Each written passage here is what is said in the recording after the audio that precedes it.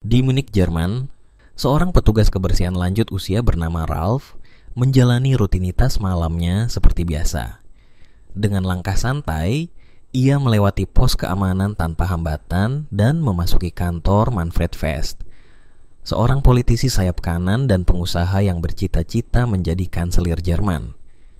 Tidak ada yang mencurigai dirinya hingga tiba-tiba Ralph menarik keluar sebuah pistol berperedam dari balik seragamnya.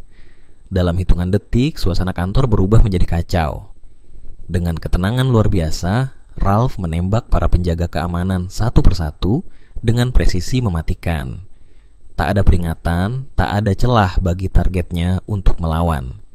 Namun, setelah mengeliminasi ancaman utama, ia beralih ke target berikutnya, Elias, putra Manfred Fest.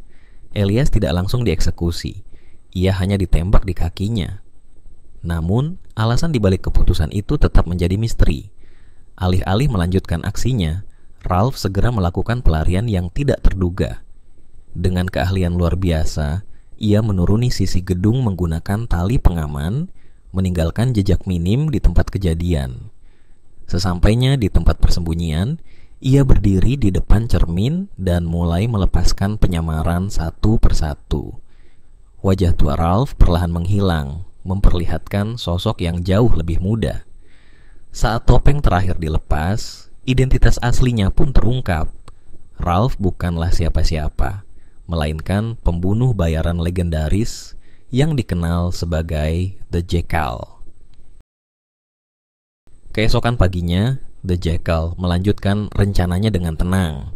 Ia menuju sebuah apartemen yang berjarak 3.815 meter dari rumah sakit tempat Elias dirawat.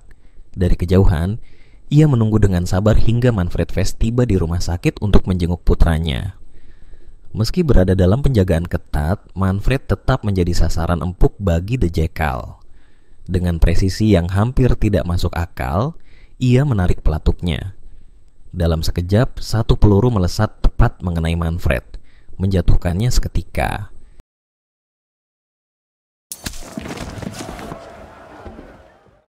Itu adalah tembakan yang mencatatkan rekor. Satu bidikan sempurna dari jarak yang hampir mustahil. Kepanikan pun menyebar di rumah sakit, sementara pasukan keamanan bergegas mencari sumber tembakan. Di apartemen, The Jackal tetap tenang. Ia membongkar senapan customnya dengan efisiensi luar biasa, senjata yang telah dirancang untuk disamarkan sebagai koper biasa. Setelah merapikannya, ia meninggalkan tempat itu tanpa menarik perhatian, melangkah keluar bangunan, masuk ke mobil, dan menghilang seolah-olah ia tak pernah ada. Di London, kabar pembunuhan Manfred Fest segera mencapai telinga Bianca Pullman, seorang agen MI6 yang dikenal karena keahliannya dalam senjata api. Berkat pengetahuannya yang mendalam, Bianca segera menyimpulkan bahwa satu-satunya cara The Jackal bisa membawa senjata sebesar itu tanpa terdeteksi adalah jika senapan itu dirancang untuk dibongkar dan disamarkan sebagai koper. Menurutnya, senjata itu adalah bagian dari dirinya. Dia tidak akan meninggalkannya. Jika dia membawanya, maka koper itu harus ada bersamanya. Penalaran Bianca yang cepat menarik perhatian Isabel Kirby, wakil kepala staf MI6. Kagum dengan kemampuannya, Isabel memutuskan bahwa Bianca harus bergabung dalam tim investigasi untuk memburu sang pembunuh bayaran. Menganalisis lebih jauh, Bianca menyadari bahwa senapan yang digunakan memiliki desain unik yang hanya bisa dibuat oleh satu orang, Norman Stoke, seorang perakit senjata legendaris asal Irlandia.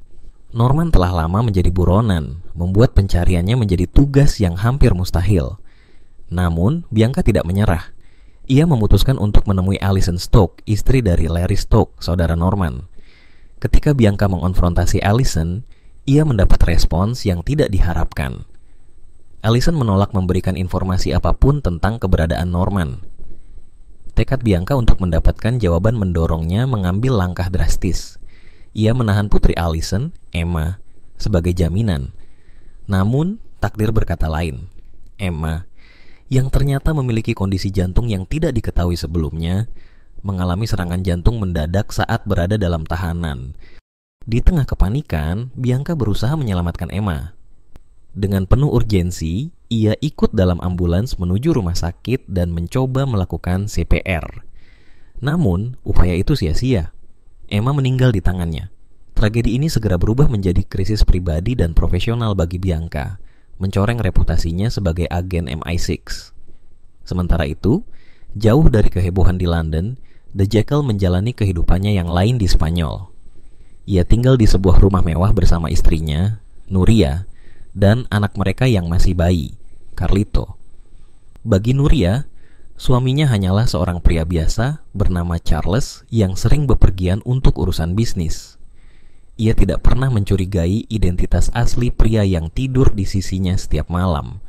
Namun, di balik ketenangan palsu itu, The Jackal tetaplah seorang pembunuh bayaran. Begitu ia mendapat waktu sendirian, ia masuk ke jaringan komunikasi terenkripsi dan menghubungi klien yang telah mempekerjakannya untuk membunuh Manfred Fest. Ia menuntut pembayaran sisa sebesar 3 juta euro. Tetapi, respons yang ia terima sungguh mengejutkan. Kliennya menolak membayar.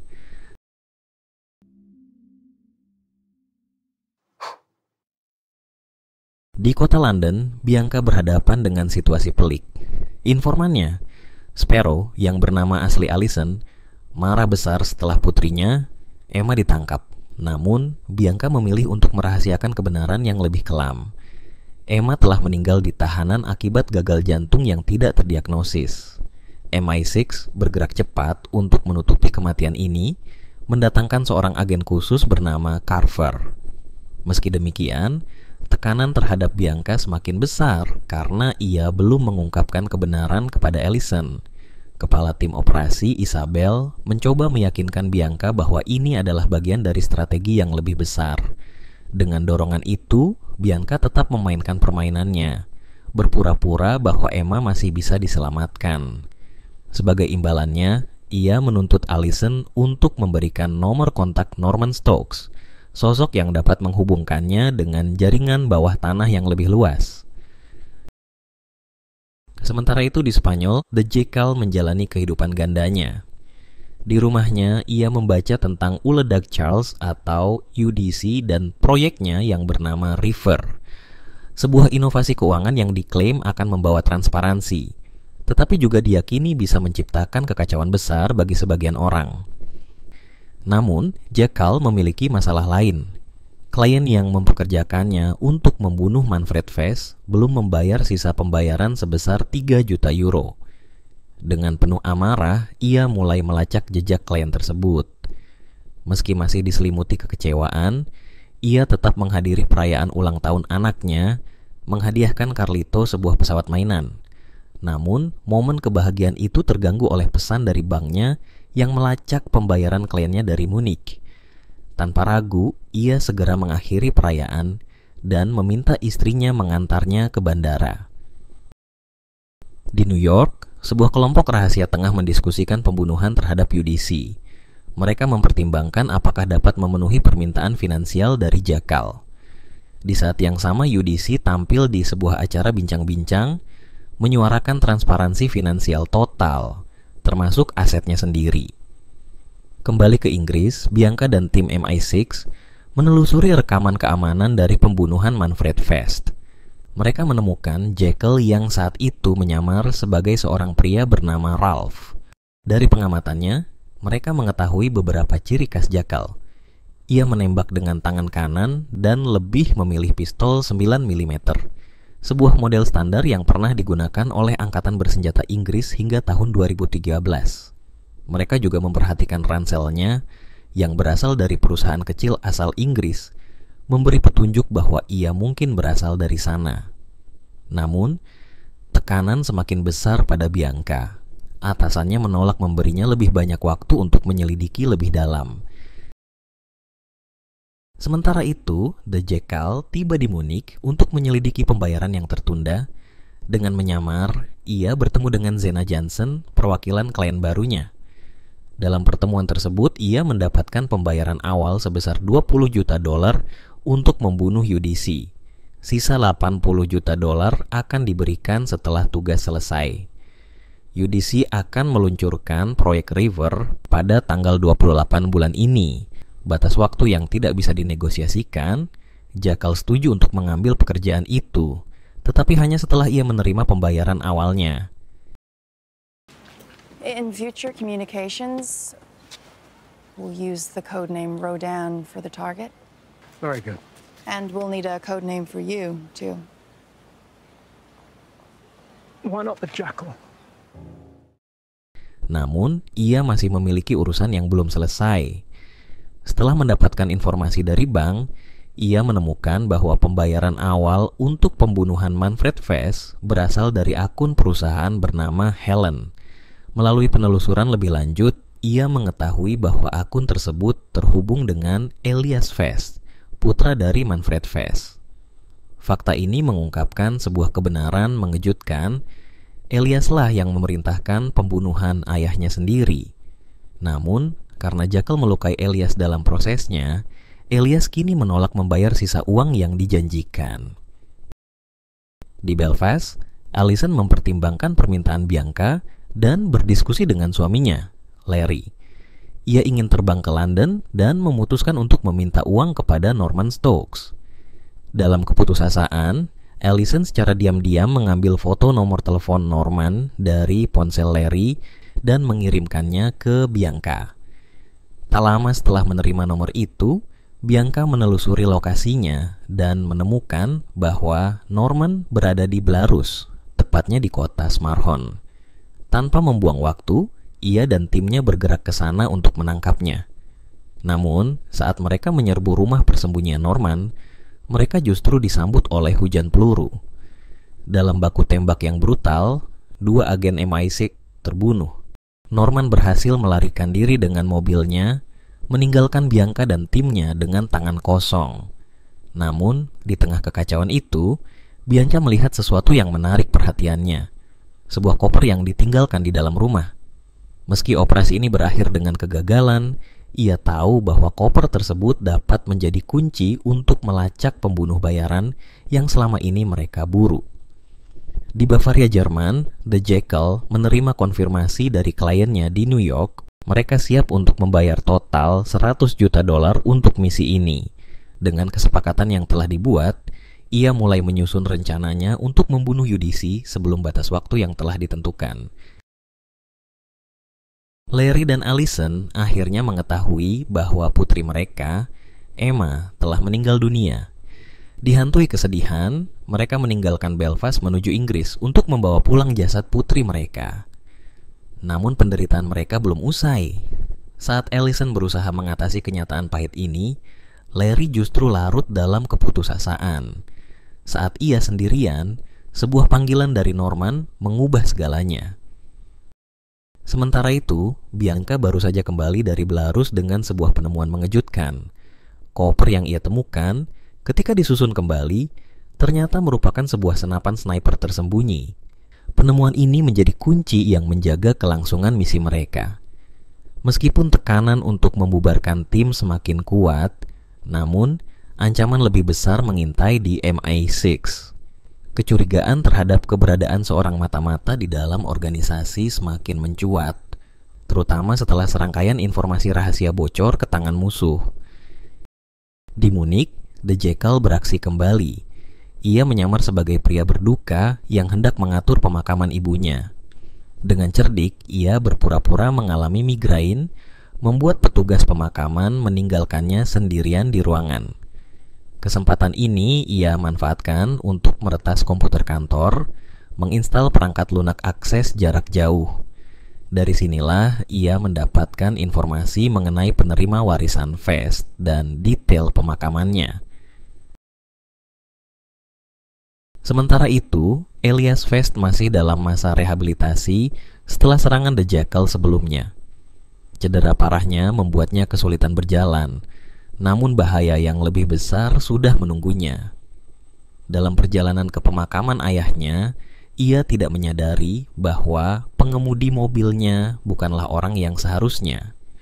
The Jackal telah membunuh sopir asli dan mengambil alih posisinya. Saat mereka melaju di jalanan Munich, Elias mulai menyadari sesuatu yang tidak beres. Dalam ketakutan, ia mengakui bahwa ia memang mempekerjakan The Jackal untuk membunuh ayahnya, Manfred Vess. Namun, ia marah karena dirinya juga menjadi target serangan dan memutuskan untuk menahan pembayaran. Elias yang panik mencoba bernegosiasi, menawarkan uang dalam jumlah besar. Namun, bagi The Jackal, ini bukan sekadar urusan uang. Nice. Fuck.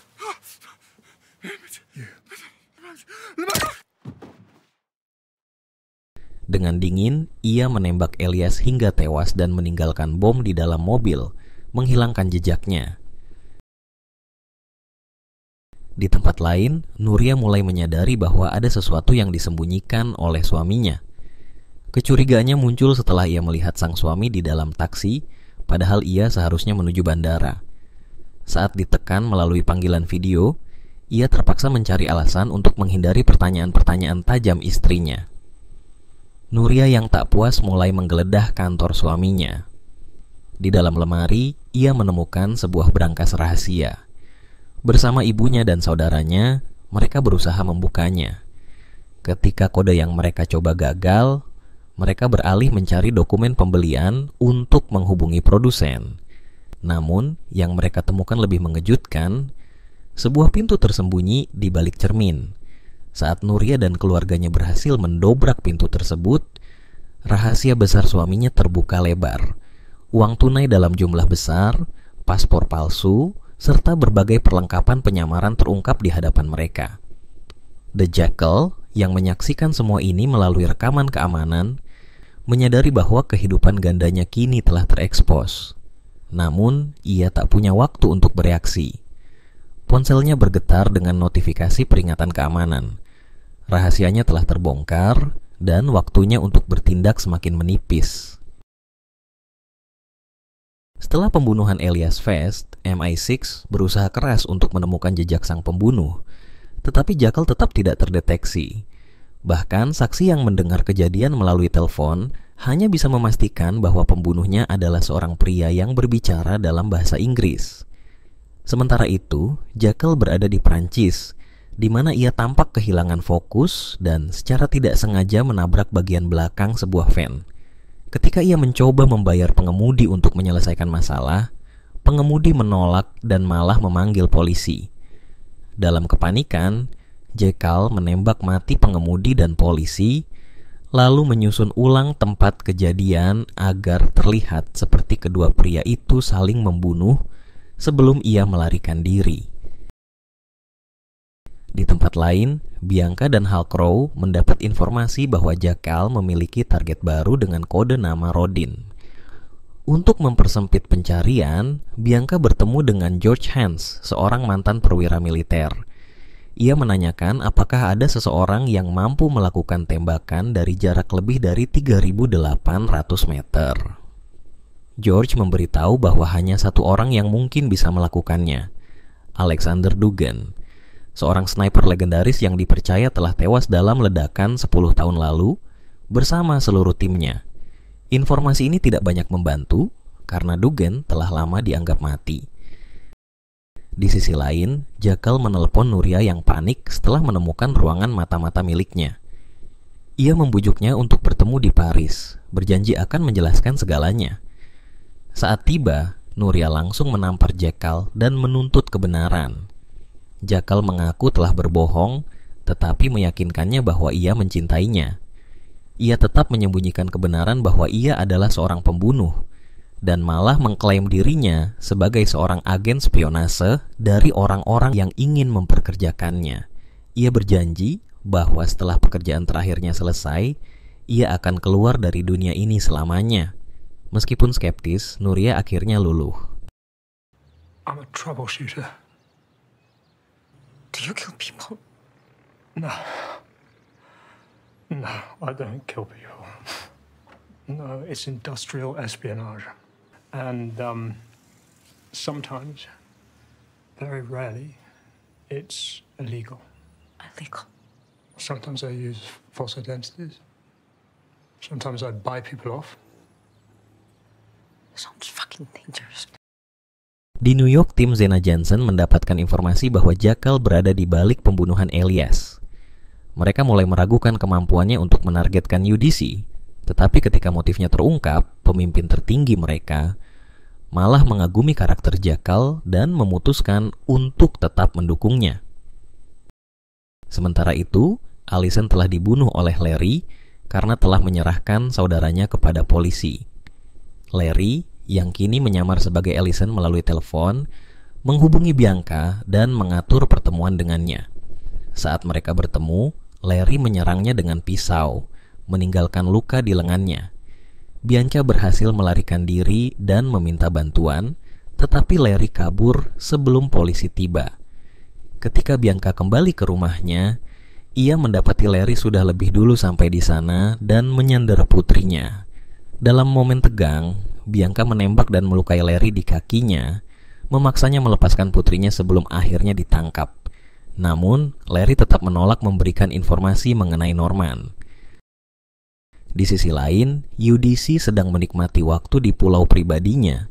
Ketika tim keamanannya memberitahu bahwa ada kontrak pembunuhan terhadapnya, UDC menanggapinya dengan santai, menganggapnya sebagai hal yang sudah ia perkirakan.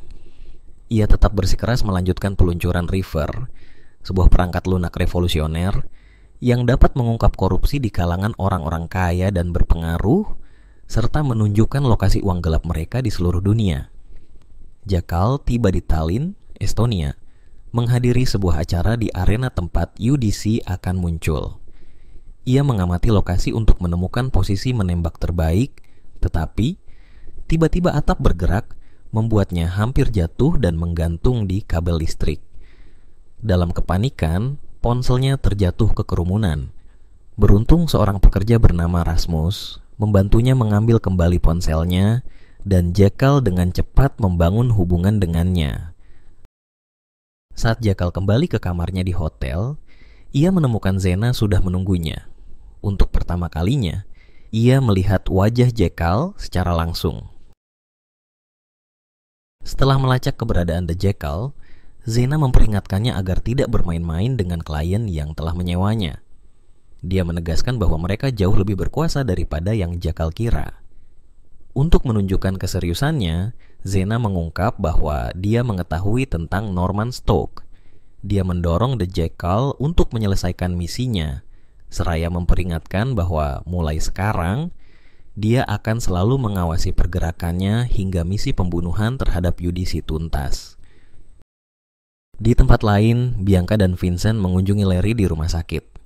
Bianca segera mencoba mendapatkan informasi darinya dengan cara brutal, berusaha mencekiknya dengan bantal, lalu membiarkannya bernapas kembali, berulang kali.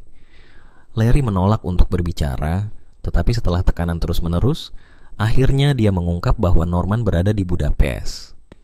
Dia juga mengaku telah mengetahui tempat tinggal Bianca melalui Norman, tetapi tidak tahu dengan siapa Norman berbicara untuk mendapatkan informasi itu. Sementara itu, The Jackal menghubungi Norman, langsung meminta penjelasan tentang situasi yang sedang berlangsung dan meminta persenjataan baru. Namun, Norman mengaku bahwa dia tidak dapat membantu karena dirinya sendiri telah terluka akibat kunjungan dari tim Bianca. Menyadari situasi ini, The Jackal memutuskan untuk bertemu langsung dengan Norman guna membantu merancang senjata yang dia butuhkan. On my own, I won't make a deadline. Was there anyone that can help me? No one I trust. Would you trust me? Di MI6, Damian memberikan informasi kepada Bianca tentang seorang pria bernama Alexander Dugan yang diduga tewas dalam ledakan bom pada 2017. Namun, profilnya sangat cocok dengan The Jackal. Bianca meminta Damian untuk memverifikasi apakah jasad Dugan benar-benar ditemukan, tetapi tetap bersikap dingin terhadapnya. Sebuah artikel surat kabar kemudian memberi petunjuk kepada Bianca bahwa target mereka, Rodan, sebenarnya adalah UDC. Tanpa membuang waktu, dia dan Vincent bersiap berangkat ke Budapest. Sementara itu, The Jackal tiba di Budapest dan bertemu dengan Norman. Mereka pergi ke lokasi persembunyian Norman yang penuh dengan persenjataan dan amunisi. Bersama-sama mereka merancang sebuah alat penyangga kaki khusus yang bisa melewati pemeriksaan keamanan dan dapat diubah menjadi sniper. Saat malam tiba, keduanya berbicara tentang insiden yang terjadi di Belarus. Norman mengungkap bahwa dia ditembak oleh seorang wanita berkulit hitam asal Inggris yang segera disadari Jekyll sebagai agen MI6. Norman mengaku mendapatkan peringatan dari nomor anonim sebelum kejadian itu. Keesokan harinya, Norman memperingatkan bahwa senjata ini hanya bisa menembakkan 8 peluru sebelum berhenti berfungsi. Sampai akhirnya, The Jekyll menguji senapan baru itu. Di saat yang sama, Vincent menghubungi Bianca dan memberitahunya bahwa lokasi target telah ditemukan. Namun, ketika The Jekyll tengah menghubungi Nuria, dia melihat Bianca dan timnya mendekati tempat persembunyian Norman. Dengan cepat, dia memperingatkan Norman untuk membersihkan jejaknya dan pergi secepat mungkin. Sayangnya waktu yang diberikan tidak cukup. Dalam baku tembak yang terjadi, Norman akhirnya tertangkap. Bianca dan tim MI6 menginterogasinya, berusaha mendapatkan informasi tentang The Jekyll. Mereka menemukan barang-barang milik The Jekyll di lokasi, tetapi sebelum Norman bisa memberikan jawaban, The Jekyll menembaknya tepat di kepala dari kejauhan. Shooter, flanking left. Dengan Norman tewas, informasi tentang The Jekyll tetap tersembunyi. Menyadari bahwa The Jekyll masih berada di sekitar, Bianca dan timnya segera memburunya. The Jekyll berhasil melarikan diri dengan menunggangi kuda, namun Bianca tetap mengejarnya. Dalam kejar-kejaran di tengah hutan, The Jekyll berhasil menjatuhkan beberapa anggota tim MI6. Namun, Bianca terus berada di belakangnya. Dalam upaya terakhir untuk menghindari penangkapan, The Jekyll melompat ke dalam sebuah perairan terbuka. Bianca menembaknya, tetapi tidak yakin apakah tembakannya berhasil mengenai target. Setelah berhasil menghindari pengejaran, The Jekyll muncul kembali di daratan dan mencari perlindungan di sebuah lumbung tua. Kelelahan akibat perburuan panjang, dia mulai terlelap. Namun, nasib buruk menimpanya. Sang pemilik lumbung muncul dan tanpa ragu memukul kepala The Jekyll dengan senapan, membuatnya tak sadarkan diri. Saat terbangun, The Jekyll mendapati dirinya berada di dalam sebuah lumbung, diinterogasi oleh Attila yang berbicara dalam bahasa Hungaria. Sementara polisi masih terus memburunya, Attila melihat kesempatan untuk mendapatkan keuntungan dari situasi ini, tanpa menyadari siapa sebenarnya yang sedang ia hadapi. Ketidakmampuan mereka untuk berkomunikasi membuat Attila memanggil saudaranya Gabor, yang membawa seorang karyawan bernama Laszlo untuk menerjemahkan. Namun, ketika mereka tiba, situasi sudah berubah. The Jekyll telah membebaskan dirinya, membunuh Attila, dan merebut senjatanya. Dalam hitungan detik, Gabor pun tewas di tangan sang pembunuh bayaran. Sadar ia membutuhkan sarana pelarian, The Jekyll memaksa Laszlo untuk mengantarnya keluar dari wilayah tersebut. Dalam perjalanan menuju Budapest, The Jekyll menghubungi Nuria, yang bersikeras ingin menemuinya. Awalnya, The Jekyll menolak, tetapi kemudian ia meminta bantuan Nuria untuk sesuatu yang berkaitan dengan ruang rahasianya. Setelah tiba di Budapest, The Jekyll akhirnya menunjukkan sisi kemanusiaannya yang jarang terlihat. Dia mulai merasa simpati terhadap Laszlo yang ketakutan, dan alih-alih membunuhnya seperti yang biasa dia lakukan terhadap orang-orang yang mengetahui identitasnya, dia membiarkannya pergi.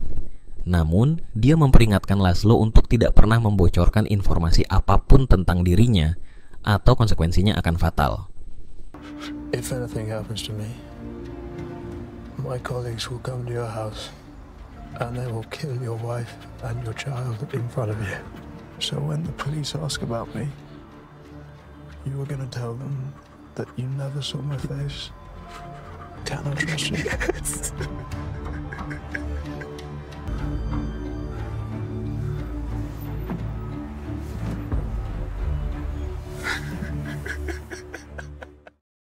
Dalam waktu singkat, Nuria tiba di Budapest dan bertemu dengan The Jekyll di sebuah hotel.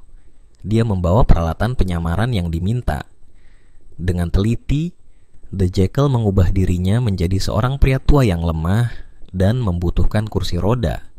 Bahkan, senapan yang baru dirancang oleh Norman telah disamarkan sebagai penyangga kaki, memungkinkan dia melewati keamanan bandara tanpa kecurigaan.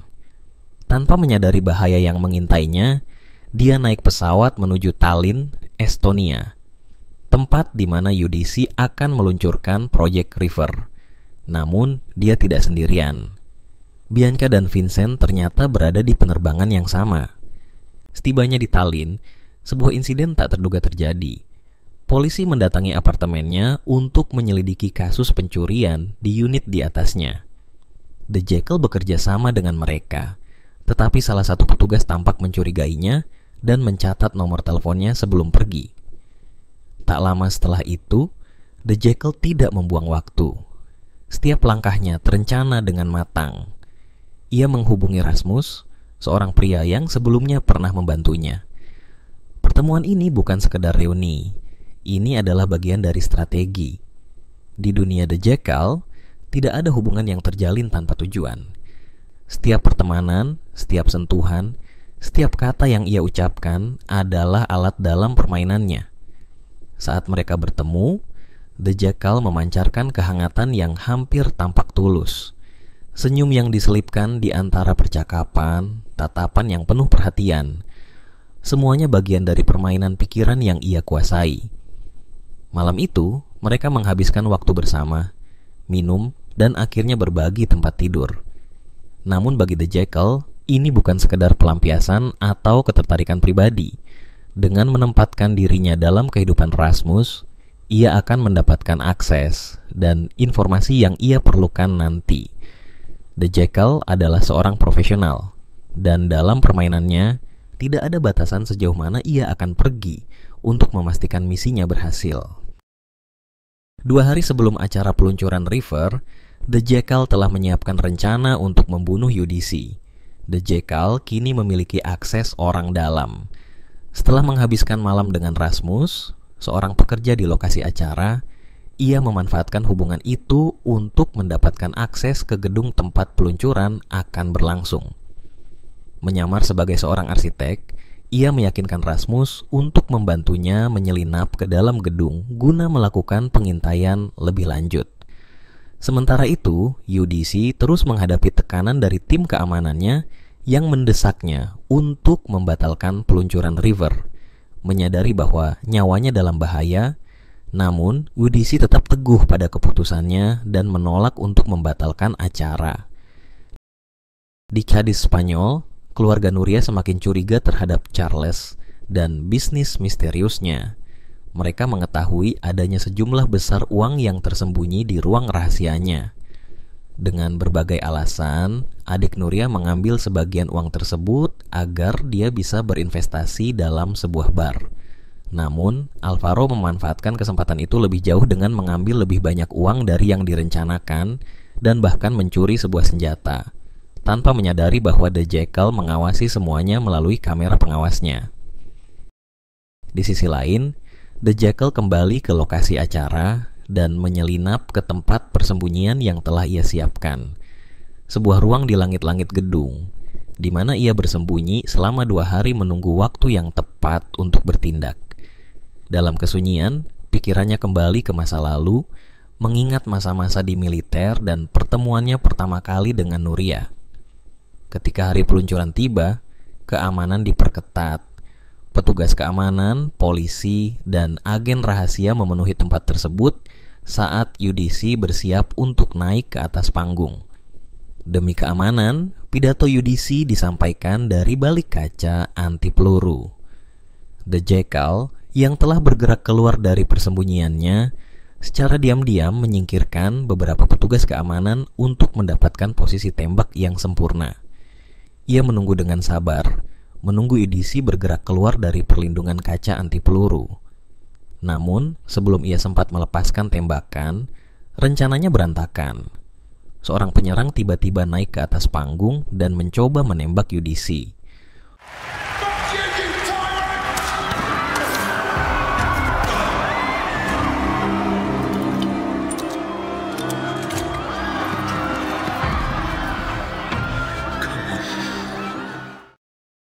Dalam kekacauan yang terjadi, The Jackal kehilangan kesempatan emasnya.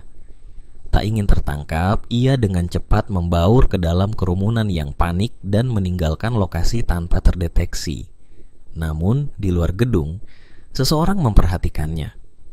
Rasmus, yang menyaksikan kekacauan itu dari luar, melihat sosok The Jackal yang mencoba melarikan diri. Menyadari bahwa identitasnya mungkin terbongkar, The Jackal tidak memiliki pilihan lain. Dalam sebuah keputusan cepat dan dingin, ia membunuh Rasmus dengan mematahkan lehernya, meninggalkan tubuh pria itu di pinggir jalan sebelum menghilang ke dalam kegelapan. Setelah upaya pembunuhan yang gagal terhadap UDC, dunia masih diguncang oleh kejadian tersebut. Di New York, Winthrop, salah satu tokoh kunci di balik skema keuangan gelap, marah besar. Dia merasa bahwa kesempatan emas mereka telah hilang.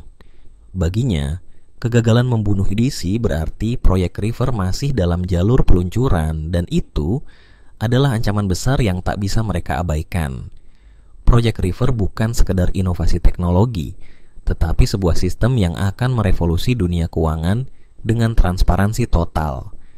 Dengan peluncurannya, setiap transaksi keuangan akan tercatat dan dapat diakses, menghilangkan celah untuk pencucian uang, penghindaran pajak, dan operasi keuangan ilegal yang telah menjadi fondasi bagi kelompok seperti Winthrop. Sementara itu, penyelidikan terhadap pelaku kedua mengungkap bahwa ia adalah seorang penyusup dalam tim keamanan UDC. Sebuah manifesto yang ditinggalkannya menuduh UDC memiliki agenda tersembunyi di balik proyek River, bukan sekadar niat baik seperti yang diklaimnya. Kini, UDC berlindung di kediamannya di Kroasia, lebih khawatir terhadap pengkhianatan di dalam lingkarannya sendiri daripada ancaman dari Jackal. Di London, MI6 terus menggali informasi lebih lanjut tentang identitas The Jackal. Bianca mulai mencurigai bahwa pria di balik identitas The Jackal sebenarnya adalah Alexander Duggan, mantan sniper militer Inggris yang diyakini telah tewas bertahun-tahun lalu. Dengan bantuan rekannya, Bianca memperoleh akses ke berkas militer Duggan yang sebelumnya sangat rahasia. Dalam kilas balik ke tahun 2013, Duggan adalah seorang penembak jitu yang sangat terampil di Afghanistan, terkenal dengan kesabarannya dalam menyelesaikan misi dengan sempurna. How long are we gonna have to wait? As long as it takes. 6 hours we've been here, Duggan.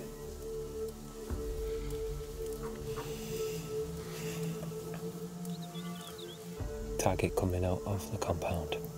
Range 1,400. Send it.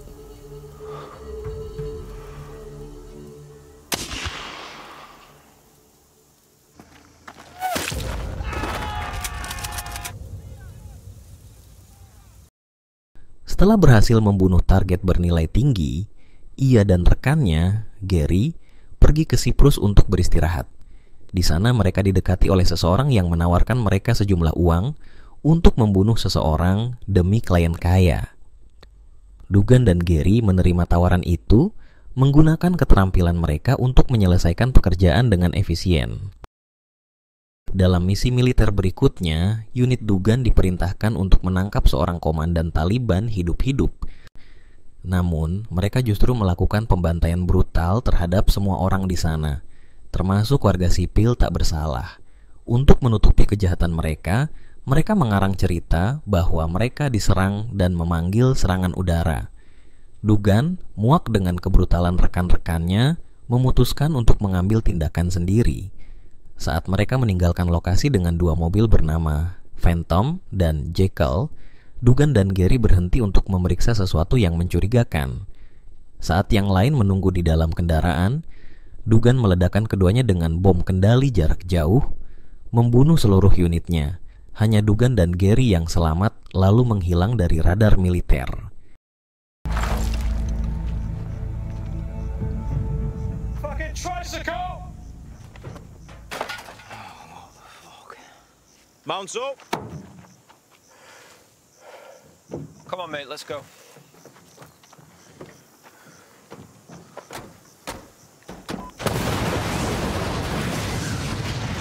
What just happened? We need to go. Go where? They can't find us. Di masa kini, Bianca terus menggali lebih dalam dan berhasil memperoleh akses ke berkas Dugan.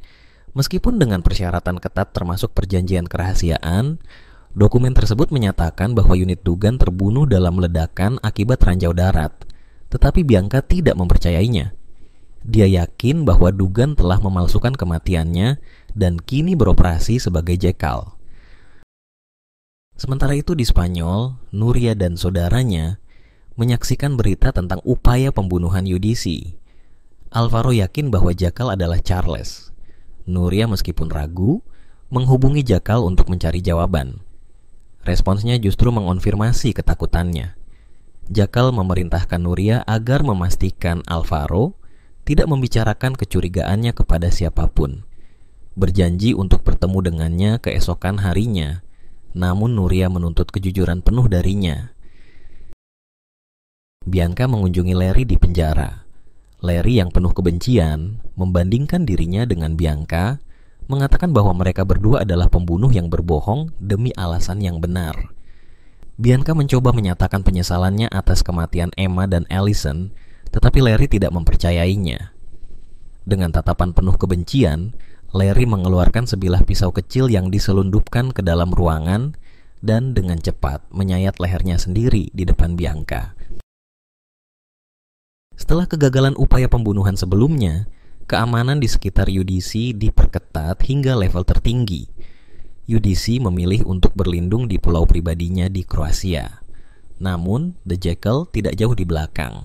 Dengan tenggat waktu yang semakin dekat, ia merasakan tekanan besar terutama dari Zena yang menginginkan kepastian bahwa misi ini akan berhasil. Setelahnya The Jackal kembali ke Spanyol. Di sana ia menghadapi konfrontasi yang tak terhindarkan dengan istrinya. Setelah lama menyembunyikan identitas aslinya, Jackal akhirnya mengakui kebenaran bahwa dirinya adalah seorang pembunuh bayaran. Nuria yang terpukul memaksanya untuk mengulang pengakuannya berulang kali, menghadapkan Jackal pada realitas kejam dari pekerjaannya. Namun, Jackal berjanji bahwa ini akan menjadi misinya yang terakhir sebelum ia meninggalkan dunia bayangan ini selamanya. Listen to yourself and say it again. I kill people for money. Again? I kill people for money. Say it again. I kill people for money. You don't know me! I kill people for money! Is that what you want to hear? Is that enough? Is it enough? Di New York, Winthrop bertemu dengan Menteri Luar Negeri Inggris. Mereka berdua tahu bahwa jika River diluncurkan, transaksi keuangan gelap mereka akan terbuka, mengancam seluruh jaringan korupsi yang telah mereka bangun. Mereka berdua setuju bahwa satu-satunya cara untuk menghentikan proyek River adalah dengan memastikan UDC mati. Mereka menganggap upaya The Jackal sebagai kesempatan terakhir untuk mencapai tujuan tersebut. Sementara itu, Alvaro datang dengan maksud mengajukan kesepakatan bisnis baru kepada Charles. Ia ingin uang lebih banyak dan mengungkapkan ia telah berjanji kepada seorang gangster bahwa Charles akan menghadiri sebuah pertemuan. Nuria tahu ini akan membawa masalah. Alvaro kemudian memperingatkan bahwa ia mengetahui rahasia Charles dan bisa membocorkannya kapan saja. Dalam kemarahan, Nuria menghadapi suaminya dan menuntut solusi. Sampai akhirnya, The Jackal setuju untuk menghadiri pertemuan tersebut. Keesokan paginya, dengan peralatan baru, The Jackal menemui seorang nelayan dan meminjam perahunya, mau memancing selama beberapa jam. Namun, alih-alih memancing, ia menggunakan posisinya di laut untuk menembak mati gangster. Seorang yang harusnya ditemuinya bersama dengan Alvaro.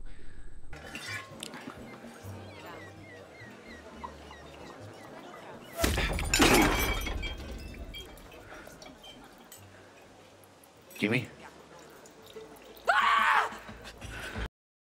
Peralatan baru terbukti berhasil. The Jackal hanya perlu mengulanginya sekali lagi, menuntaskan misinya yang sebenarnya. Pagi harinya dia kembali menyewa kapal dengan alasan mau mengamati burung. Namun, sang pemilik kapal kali ini ingin ikut dengannya. Situasi ini membuat Jekyll tidak mempunyai pilihan. Begitu berada jauh dari daratan, ia membunuh pemilik kapal, memastikan tidak ada saksi yang tersisa. The Jekyll lalu memasang senapannya dengan stabilizer khusus untuk memastikan akurasi tembakannya. Keamanan UDC melihat kapalnya, tetapi karena masih berada jauh di luar batas perlindungan, mereka mengabaikannya. Beberapa jam sebelum peluncuran River, UDC merasa ingin tetap di tempat tidur. Namun, ia didorong keluar dan menjalankan rutinitas seperti biasanya. Diiringi oleh pengawal pribadinya, ia turun ke air. The Jekyll membidik dari kejauhan, tetapi pandangannya terhalang oleh kapal yang melintas. Ketegangan meningkat. Drone keamanan mendeteksi aktivitas mencurigakan dan bergerak untuk menyelidiki. The Jekyll terpaksa menembak seorang pria di jet ski yang mendekatinya, membuat posisinya terungkap. Tim UDC segera bereaksi, menariknya ke bawah air agar tidak terlihat oleh sniper. Namun, saat mereka naik ke permukaan untuk mengambil napas, The Jekyll melepaskan tembakan. Peluru pertama mengenai seorang pengawal. UDC yang panik berusaha kembali ke perahu, tetapi saat kepalanya muncul di atas air, The Jekyll melepaskan tembakan terakhir.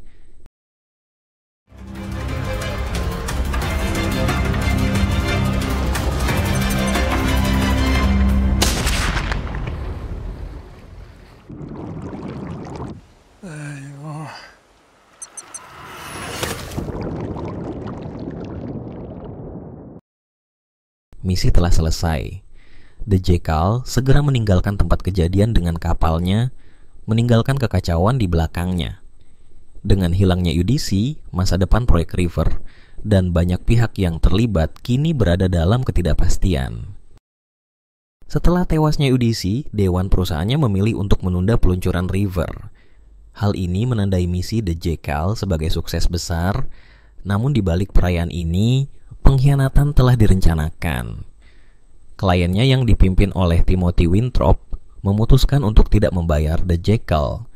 Sebaliknya, mereka merencanakan mau membunuhnya bersama dengan Zena, menganggap keduanya sebagai ancaman yang dapat membongkar keterlibatan Winthrop dalam konspirasi ini.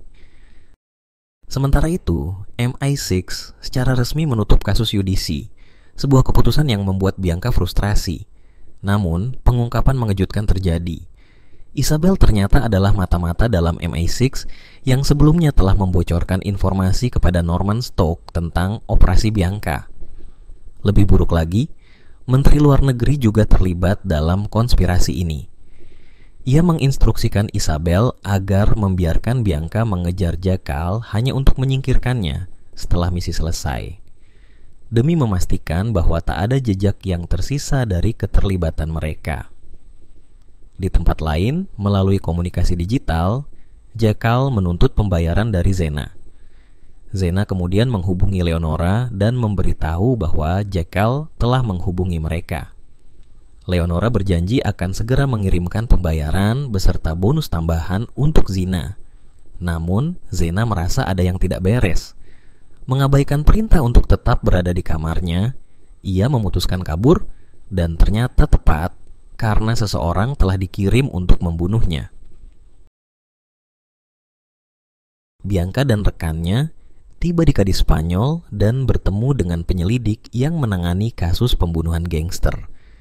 Setelah menemukan hubungan antara Alvaro dan pria kaya asal Inggris, mereka segera menyadari bahwa pria itu adalah Jekyll dan meminta alamatnya. Sementara itu, Jekyll memang sedang dalam perjalanan pulang, tetapi istrinya telah mencapai batas kesabarannya. Hidup dalam ketakutan akan bahaya yang selalu mengintai, Nuria merasa tidak sanggup lagi menjalani kehidupan yang terus dibayangi oleh pelarian. Saat berbicara dengan suaminya di telepon, Jekyll mengisyaratkan bahwa ia mencintainya, tetapi Nuria bisa merasakan bahwa suaminya sedang dalam masalah besar. Mendengar hal itu, Nuria yang semakin khawatir memutuskan untuk mengambil sejumlah uang dari brankas suaminya dan melarikan diri bersama putra mereka. Ketika Jekyll tiba di rumah, dia segera menyadari bahwa Nuria telah pergi bersama anak mereka dan membawa sebagian besar uang di dalam brankas. Zena menelepon dan memperingatkannya bahwa MI6 telah mengetahui lokasinya. Para klien telah mengkhianatinya. Saat Bianca mulai bergerak masuk ke dalam rumah, kedatangan mereka terganggu oleh Alvaro yang datang dalam keadaan mabuk dan bersenjata. Terjadi kekacauan. Alvaro ditembak mati. Sadar akan adanya serangan di dalam rumahnya, The Jackal mematikan listrik dan bersembunyi di dalam ruang rahasianya. Momen tegang terjadi. Bianca hampir menemukan persembunyian The Jackal di balik cermin 2 arah, tetapi ia tidak menyadarinya. Saat alarm berbunyi, The Jackal keluar dari tempat persembunyiannya dan menembak Vince hingga tewas. Konfrontasi terakhir pun terjadi antara Bianca dan The Jackal. Mereka saling berburu di dalam rumah, dan dalam percakapan singkat, mereka saling mengakui bahwa keduanya adalah individu yang selalu ingin menang. Bianca menawarkan kesepakatan untuk membantu The Jackal menemukan keluarganya, namun The Jackal menolaknya. I saw her leave. Let me help you. It doesn't need to end this way. It does.